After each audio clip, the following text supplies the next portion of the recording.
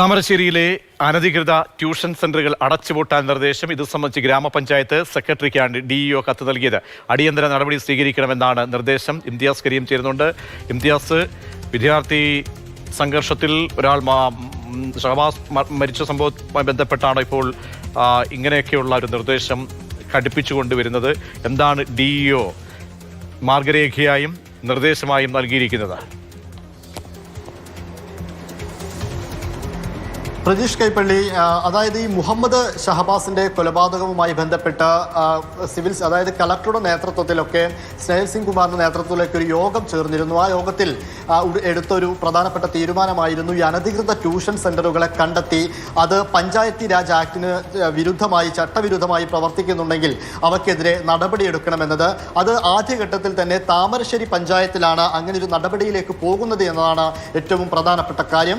അതിലിപ്പോൾ ഗ്രാമപഞ്ചായത്ത് താമരശ്ശേരിയിലെ പഞ്ചായത്ത് സെക്രട്ടറിക്കാണ് ഇപ്പോൾ DEO കത്ത് നൽകിയിരിക്കുന്നത്.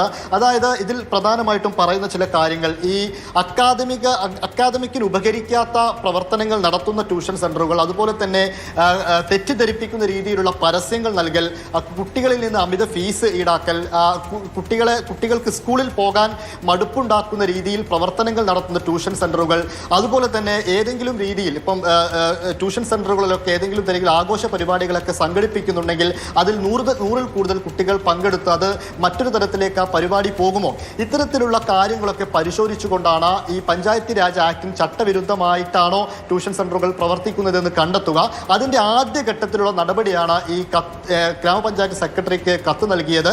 ഇത് ഇനി ഗ്രാമപഞ്ചായത്ത് സെക്രട്ടറി ഇതിലൊരു ടീമിനെ ഉണ്ടാക്കി ഇങ്ങനെ പ്രവർത്തിക്കുന്ന, അതായത് അമിത ഫീസ് ഈടാക്കുന്നവരാരൊക്കെ, ഏതെങ്കിലും രീതിയിൽ മിസ്ലീഡ് ചെയ്യുന്ന പരസ്യങ്ങൾ ആരെങ്കിലും നൽകുന്നുണ്ടോ എന്നിങ്ങനെ തുടങ്ങിയുള്ള പരിശോധനകൾ നടത്തണം. ആ പരിശോധനകൾ നടത്തിയതിനു ശേഷമായിരിക്കും താമരശ്ശേരിയിൽ ഏതൊക്കെ ട്യൂഷൻ സെന്ററുകൾ അനധികൃതമായി പ്രവർത്തിക്കുന്നുണ്ടെന്ന് കണ്ടെത്താനാവുക. അതിനുശേഷം ഉചിതമായ നടപടിയിലേക്ക് നീങ്ങുമെന്നുമാണ് അറിയുന്നത്. കോഴിക്കോട് ജില്ലയിലൊട്ടാകെ പരിശോധന നടത്തണം എന്നതായിരുന്നു കളക്ടർ ആദ്യഘട്ടത്തിൽ തന്നെ നിർദ്ദേശിച്ചിരുന്നത്. അതിന്റെ ആദ്യപടിയായിട്ടാണ് താമരശ്ശേരിയിൽ തന്നെ നടപടി ആരംഭിച്ചത്. മാതൃകാപരമായ നടപടിയാണ് ഇപ്പോൾ ഉണ്ടായിരിക്കുന്നത്. പ്രജീഷ്.